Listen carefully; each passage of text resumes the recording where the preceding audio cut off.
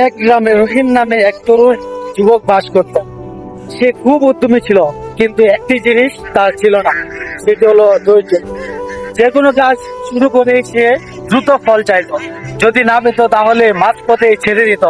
একদিন রহিম গ্রামের মুরব্বী হাকিম চাচার কাছে গেল এবং বলল, চাচা, আমি অনেক চেষ্টা করি কিন্তু সফল হতে পারি না, আপনি বলুন আমি কি করে সফল হতে পারি। হাকিম চাচা হাসলেন, তাকে একটি আম গাছ দেখিয়ে বললেন, এই গাছটি দেখো, এটা কি একদিনেই এত বড় হয়েছে?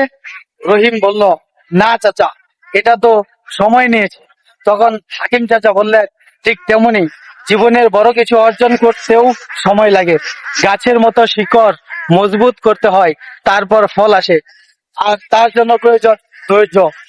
এই কথা রহিমের মনে গেঁথে গেল। সে এবার ধৈর্য নিয়ে কাজ করতে শুরু করলো। পড়ালেখা, কৃষিকাজ, ব্যবসা সবকিছুতে ধৈর্য আর অধ্যবসায় ধরে রাখলো।